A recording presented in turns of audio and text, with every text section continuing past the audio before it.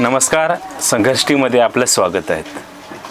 मित्रांनो, सरकारने इलेक्शनच्या वेळेस 2.5 कोटी लाडक्या बहिणींना पैसे दिले का की त्यांना निवडून यायचं होतं आणि आता अर्ध्याच महिलांचं नाव कट करण्यात आले, अर्ध्याच महिलांना पैसे भेटत आहेत। आता ज्या महिलांना पैसे भेटत नाहीत त्यांनी काय करावे हेच या व्हिडिओच्या माध्यमातून आपण बघणार आहोत, त्यासाठी व्हिडिओ शेवटपर्यंत बघा।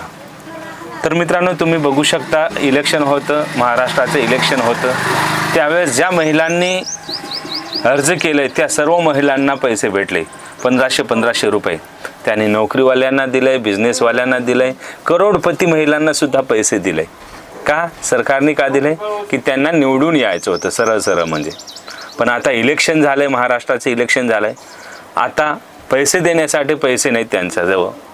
तर आता काय करायचं तर लाडक्या बहिणींना कट करायचं। मग कट करायचं तर त्यांनी KYCचं माध्यम आखलं, KYCचं माध्यम आखलं। यात अनेक महिला कट झाल्या। काय महिलांना वाटला की मी बँकेची KYC केली, आता मला KYC करायची गरज नाही।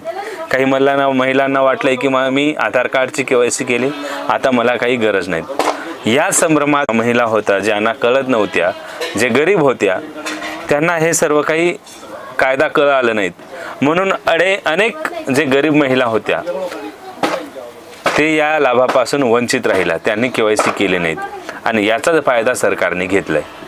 आता डायरेक्ट अर्धीच महिला कट झाले, यात जास्तीत जास्त गरीब महिला कट झालेली आहेत। सरकारने यावर थोडंसं लक्ष घालावं हेच या व्हिडिओच्या माध्यमातून विनंती आहे, कारण जास्तीत जास्त गोरगरीब महिला शिल्लक राहिलेल्या आहेत, म्हणजे त्या कट झाल्या आहेत।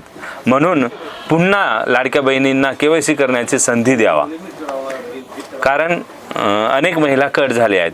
आता लाडकी बहीण काही करू शकतात, KYC तर पुन्हा ते करू संधी नाहीत, सरकारने दिलेले नाहीत। तर तुम्ही आपल्या जिल्ह्याच्या ठिकाणी जावे, जिल्ह्याच्या ठिकाणी जिल्हाधिकारी कार्यालय किंवा जिल्हा परिषदमध्ये महिला व बालकल्याण विभाग एक ऑफिस असतो, कार्यालय असतो महिलांसाठी। तिथे जाऊन तुम्ही ते सर्व तपासणी करू शकता की का आपले पैसे का आले नाहीत, ते रिझन तुम्हाला कळेल आणि तिथे जाऊन तुम्ही रीतसर एक अर्ज देऊ शकता, तक्रार देऊ शकता की माझे पैसे मला मिळावे, ह्या कारणामुळे माझे पैसे कट करण्यात आले, काय कारण आहेत आणि माझी कंडिशन अशी असल्यामुळे मला ते लाडक्या बहिणी योजनेत समाविष्ट करण्यात यावे आणि माझी KYC करण्यात यावी, असं तिथे आपण अर्ज आणि तक्रार करावे।